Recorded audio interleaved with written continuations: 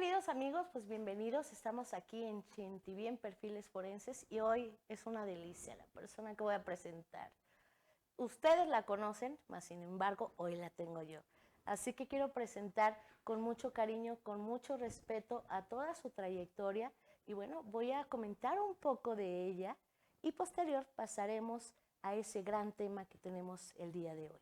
Pues bueno, está con nosotros la doctora Verónica Román Quirós. Ella es licenciada en Derecho, con mediación honorífica en la Universidad del Valle de México, plantel Tlalpan. Tiene una maestría con vertiente en especialidad del Derecho Penal, División de los Estudios de Posgrado de la Facultad de Derechos de la UNAM. Diplomado en Administración y Procuración de Justicia, Universidad de Estudios de Posgrado en Derecho. Diplomado en Ciencias Penales, Consejo de Menores de la Secretaría de Gobernación del Instituto Mexicano de Prevención de Delitos de Investigación Penitenciaria. Doctorado por investigación con mención honorífica en la División de Estudios del Posgrado de la Facultad de Derecho de la UNAM.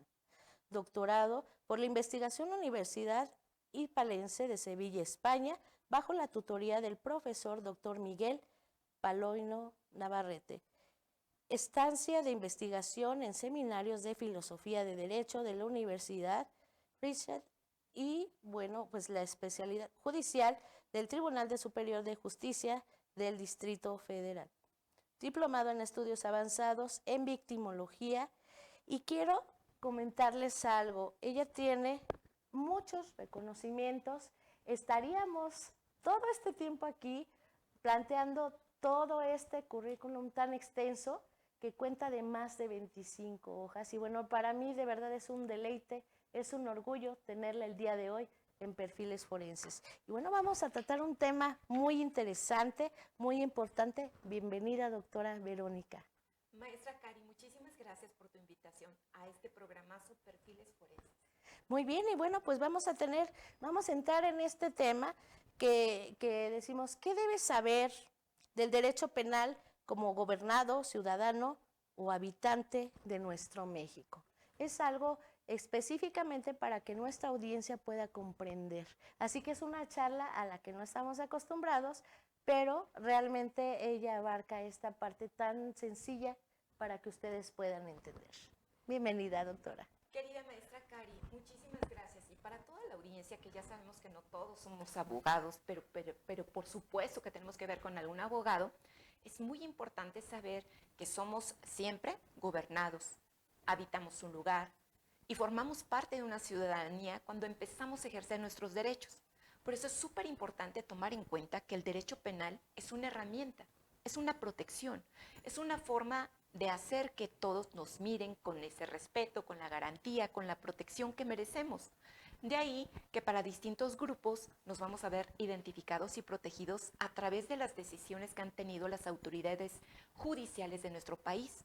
Por ejemplo, Cari, para grupos que puedes llamar minoritarios, indígenas, que forman parte de una comunidad indígena, ellos tienen derechos muy definidos de respeto a todo lo que hacen para la autodeterminación, siempre y cuando no impacten en ese derecho que tienen los pequeñitos, a lo cual le llamamos el interés superior de la infancia. Es correcto. Tampoco tiene que impactar a la perspectiva de género.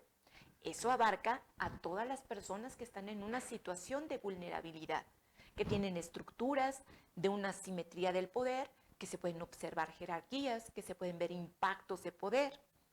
Por ejemplo, si tienes una menor de edad, pero además es indígena, el dialecto, todos estos aspectos los cuida el derecho penal para que se les tutelen y gocen de educación, de trabajo, de que no sean buleados en la escuela, de que un padre o una madre no les violente, de que no existan profesores que abusen, que les hostiguen, que les acosen en la calle. Y entonces, cuando este derecho es observado y respetado, también lo que buscamos es que todas las mujeres tengamos una vida libre de violencia. Y esto en convento de lo que el 8 de marzo se va a conmemorar. Imagínate una vida libre de violencia. ¿Violencia qué? Pues la física, que te den nalgadas, que te den una cachetada, que te den un golpe. Psicoemocional, que te hablen de, óyeme chaparra, óyeme gorda, óyeme flaca, óyeme vieja. Y esas prácticas devaluatorias que hacen las personas es de lo que nos cuida el derecho penal, para evitar que alguien haga esto sin un consecuente o un castigo que ya el derecho lo ha definido.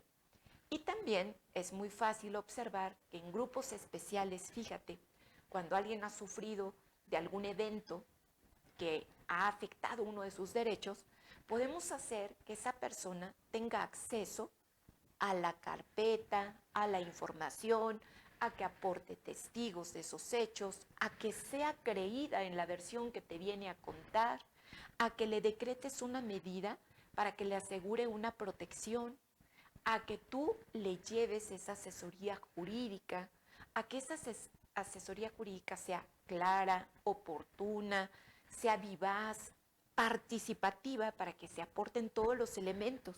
Porque fíjate que lo más importante para nuestra sociedad es que cualquier cosa que les haya pasado quede exactamente calificado como es. Por ejemplo, si alguien te pega, pues puede ser una lesión. Pero si alguien te pega, querida amiga, con una finalidad de acabar con tu vida, entonces sí ciertamente vemos, observamos que hay golpes, pero esos golpes no pueden ser clasificados como la simple lesión porque no te están afectando tu integridad física, te están impactando en algo más profundo que tiene que ver con tu dignidad humana, con tu vida misma, con la parte psicoemocional que tienes de ¿y por qué me pasó a mí? ¿Y por qué no me respetan? Y si soy mujer, y si soy pequeña, y si soy un hombre, y si soy una persona que tiene preferencias, orientaciones sexuales diversas, ¿por qué no me habrían de proteger o de custodiar esos derechos? Pero también tenemos ese derecho muy técnico, querida Cari, en donde ya dejas de ser ese gobernado genérico y ahora empiezas a ser un ciudadano y empiezas a ser el ciudadano que ejerce un rol. Y entonces como roles podemos tener ministerios públicos que hacen investigaciones, asesores jurídicos que te acompañan para evitar que se olvide información, que no se aporte la prueba, que te den una copia, que te den acceso a la carpeta que estás levantando. Esa carpeta va a ir condicionando que se quede un registro histórico de lo que te pasó, quién te lo hizo, cuándo te lo hizo, a qué hora te lo hizo, a quiénes les consta que eso te hizo, y por lo tanto te va dando un acompañamiento. Habemos defensores también de personas que indebidamente han sido señalados de algún evento o que en efecto lo cometieron, pero hasta el derecho penal ya te está ofertando que tengas justicia restaurativa, Cari. Y esa justicia restaurativa, imagínate el impacto que tiene de que no busca que alguien vaya a una prisión simple y llanamente, sino que además se te repare un daño. Ese daño que lo puedes palpar, que te puedes dar cuenta, no solamente por cantidades económicas, sino imagínate que tú ya no puedas ir a tu trabajo, que dejaste de ir a tu trabajo, que no pudiste atender a tus hijos, que no pudiste llevar a los 3 a las escuelas que hubiste querido. Ese proyecto de vida y ese precio del dolor es el que se prevé a través de la figura de reparación integral del daño a aquella persona que lo sufrió. Y en la justicia restaurativa hay un plus. El plus consiste en que sanemos a las almas enfermas. Esa víctima que se quedó pensando, ¿y por qué me pegó? ¿Por qué dijo cosas feas de mí? ¿Por qué me violó? ¿Por qué me mató? Y acuérdate que la persona muerta vive a través de sus víctimas indirectas que son familiares, claro, o la propia sociedad, y tú te empiezas a preguntar qué es lo que verdaderamente movió a aquella persona para haber llevado a cabo esa conducta. Y esa persona va a tener una nueva oportunidad de vida, Cari, porque se le permite que vaya y pida perdón. Se le permite que vea, pero percibiendo en sí el evento, porque una víctima le puede decir, a partir de que me hiciste lo que me hiciste, yo ya no duermo, yo ya no salgo al parque, a este parque maravilloso que está cerquita aquí de tu estudio, Cari. ¿Te imaginas todos estos derechos que te puede tutelar tu derecho penal y que solo basta con que te acerques con personas que como tú estás ofreciendo este tipo de servicio para que todos y cada uno de nosotros sepamos que aquí tenemos derecho a vivir en paz, a no ser extorsionados, a no ser robados de alguna parte que sea nuestra, una bolsa, un celular, un automóvil, que no se metan a tu casa indebidamente, que si te van a ir a buscar porque cometiste un delito, pues que sea con los procedimientos legales, que no te levanten, que no te desaparezcan, que no participen servidores públicos que no tienen una razón legitimada de poder venir contigo. O sea, es un mundo enorme que podemos hacer con el derecho penal, mi Cari.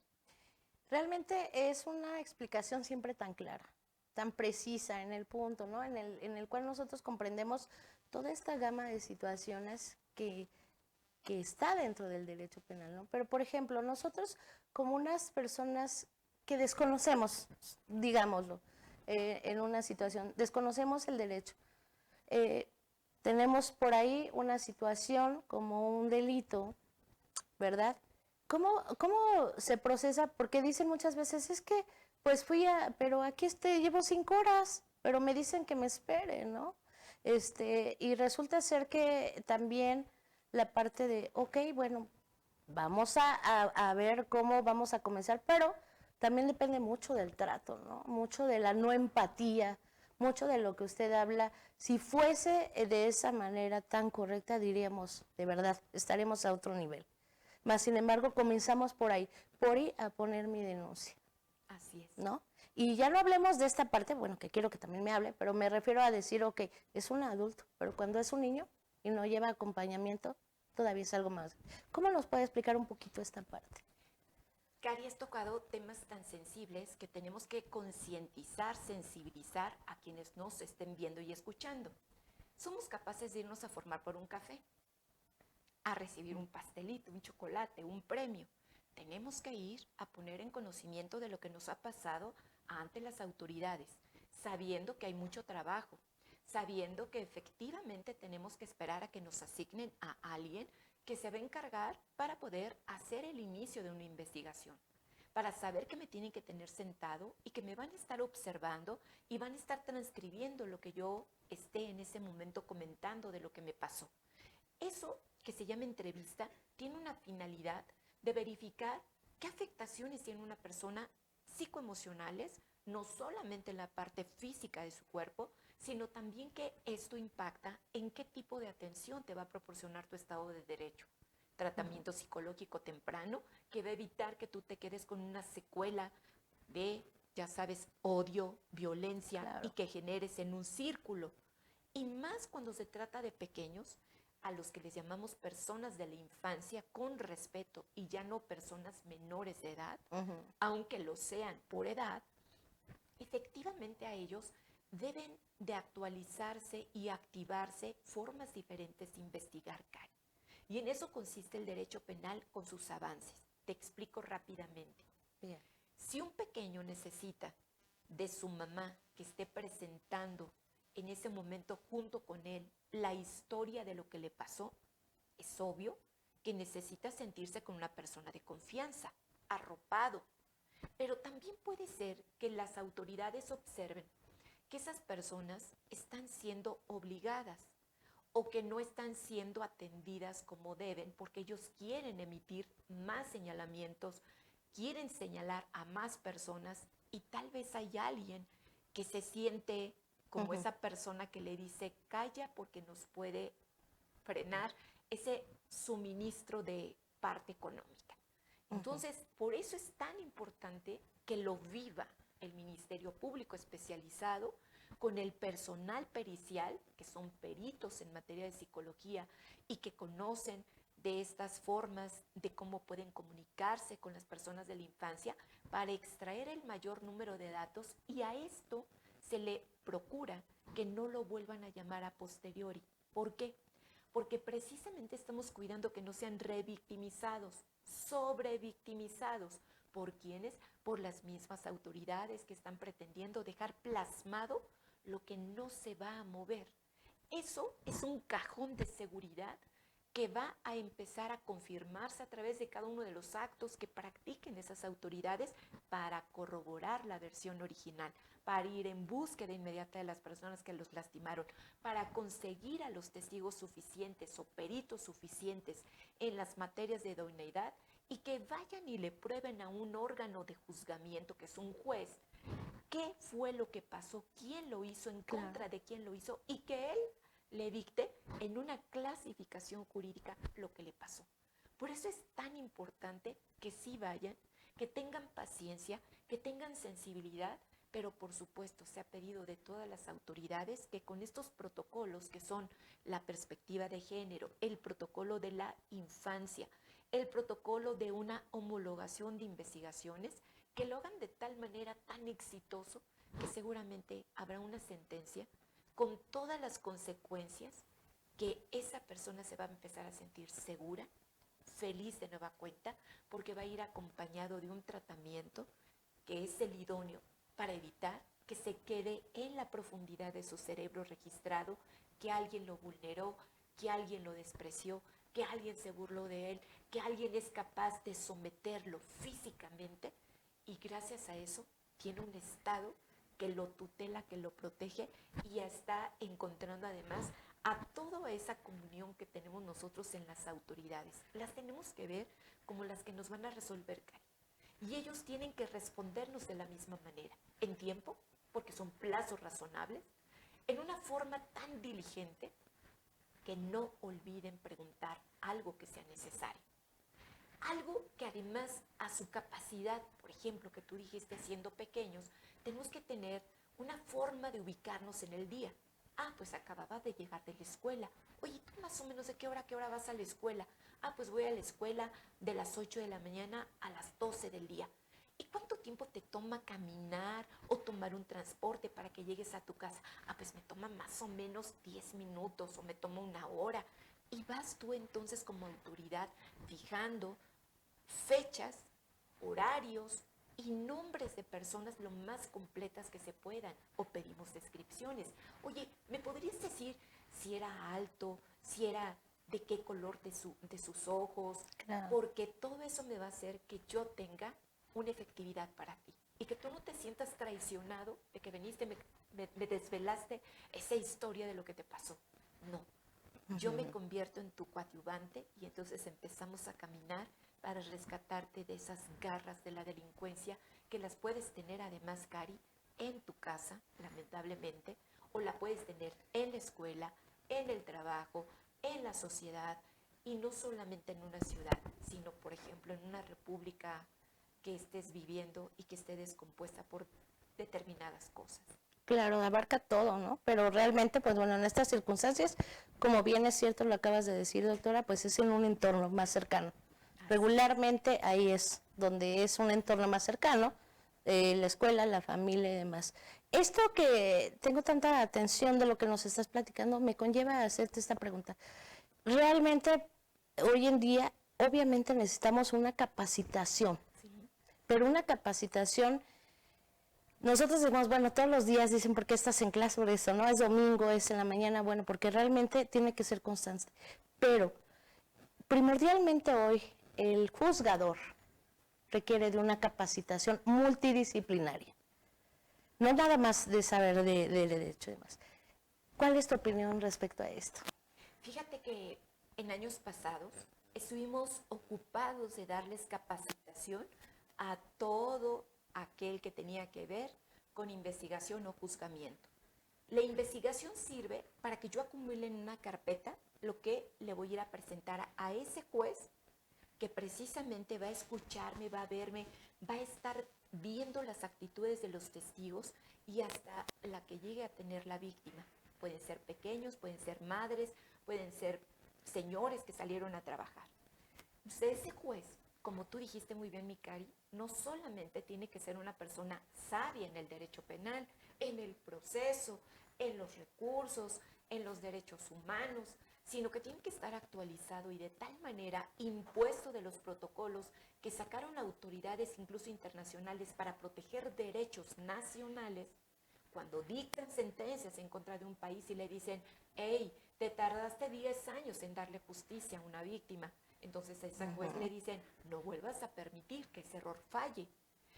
Ese personal debe de traerte esto. Entonces el juez está pendiente y el juez debe de tomar por eso cursos no solamente jurídicos, sino de sensibilización, de derechos humanos, de contacto con las personas, de cómo tomar una entrevista, de cómo hacer incluso este mandamiento que llamamos de oficio, que significa, el juez en el modelo que estamos viviendo ya no se permite que haga la prueba por sí, que la pida por sí, de manera general.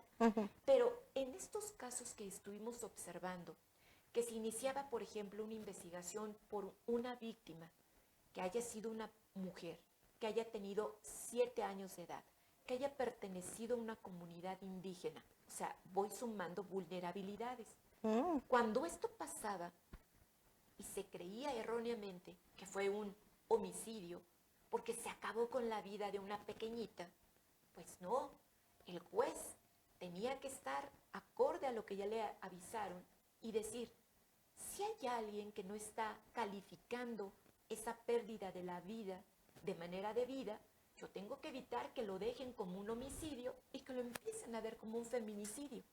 Fíjese qué vocablo tan bonito, feminicidio, que tiene que ver con mujer, pero que tiene que ver con una razón de desproporción de fuerza, que tiene que ver con el sometimiento que le dan a una pequeña. ¿Qué revelaba el cuerpo? Maltratos físicos. ¿Qué reveló el cuerpo? Un abuso sexual. ¿Qué reveló el cuerpo? Que le habían arrojado sustancias químicas para desfigurarle el rostro. ¿Qué más puede revelar el cuerpo? Desmembramiento. No le bastó con haberla matado.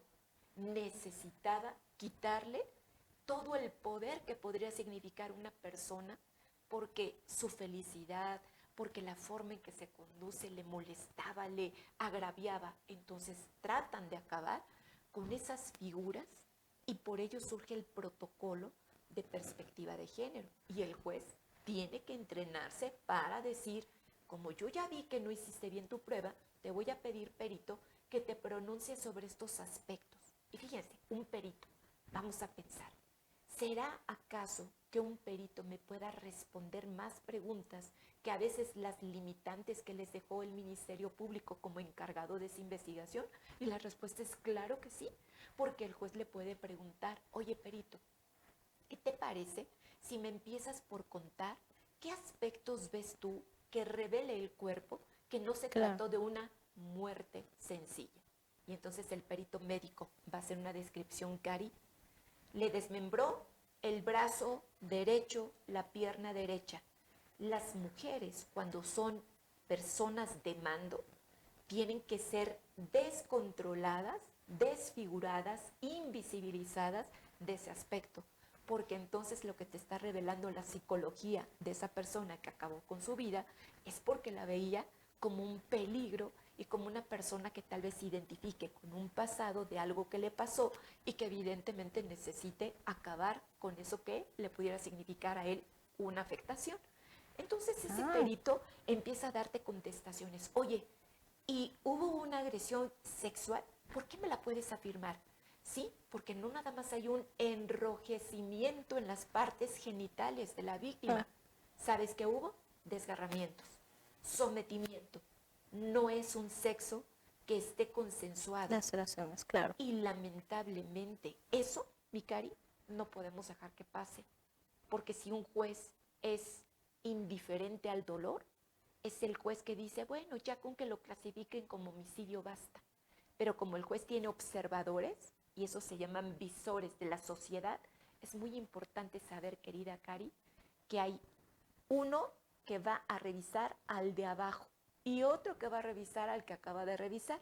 Nosotros en materia jurídica les llamamos recursos y esos jueces que van a estar vigilándote te van a decir, fallaste, te lo devuelvo, haz bien tu trabajo. Y con ello van a tratar de cuidar que todas nuestras víctimas sean debidamente tratadas, que nadie sea injustamente señalado y culpado, que los testigos reciban un trato digno, que vengan a narrar, que no sean molestados y para ello hay medidas que pueden ellos también imponer. O sea que hay un trabajo interdisciplinario y muy eficaz, pero tenemos que estar sin perdernos y estar estudiando de día a día, querida Cari. Híjole, doctora, bueno, realmente son de las pocas personas que no he podido hablar mucho, que mi interés también es toda esta parte que usted conoce perfectamente bien la manera de explicar, la manera de exponer todo esto, digo, prefiero que hable a que yo interrumpa. Digo, realmente por primera vez me pasa esta situación. Estoy muy agradecida. Se nos pasó el tiempo volando. Queremos saber dónde la podemos encontrar a la doctora Verónica. Por favor, en redes sociales, mayormente en Facebook, ahí está mi nombre completo, Verónica Román Quirós. Y por ahí ando en los muros colocando fechas de audiencias, fechas de algún taller, fechas de una conferencia, alguna cosa que deseo compartir con todas las personas a las que me gusta atender, Cari. Muchísimas gracias. Sabemos que es una persona sumamente respetada, querida. Yo le contaba, tras bambalinas, decimos nosotros, que al momento de sus respuestas siempre nos emociona porque consideramos que es una de las artistas jurídicas, una de las artistas jurídicas en el ámbito penal, excelente. Realmente el hecho de tenerla aquí el día de hoy para mí es un honor. Esperé 2 meses, bueno, no, un mes, pero sabemos que usted es una persona realmente muy sencilla, un ser humano muy hermoso, un ser humano muy, muy sencillo, y quiero transmitir eso porque muchas veces la vemos en una ponencia, en un lugar donde no podemos acercarnos o donde hay multitudes de gentes admirando su trabajo, y es complejo, ¿no? Es complejo, pero ella me decía, realmente eso me hace feliz. Soy la más feliz de haber venido a Perfiles Forenses, estar con mi maestra Cari. Muy triste de que no haya podido hablar mucho, pero por supuesto que estoy emocionada de poder compartir con ustedes y de agradecerle a ella esta gran labor que hace de informarnos y de dejarnos informar. Acuérdense que es un binomio. Ustedes no dejan de seguirla y nosotros no dejamos de apoyarla, y por supuesto ella no deja de aleccionarnos a todos nosotros y de darnos esta posibilidad de que además, como un servicio a la comunidad, podamos estar atentos de todos, Cari. Claro que sí. Pues bueno, muchísimas gracias, así que espérenos a nombre de la maestra Lorena Hernández y bueno, obviamente Karina Aguilar Parra. Pues bueno, estamos aquí en CHEN-TV en Perfiles Forenses. Muchísimas gracias, doctora. Un honor. Te adoro. Nos vemos próximamente el lunes a las 14:30. Sintonícenos.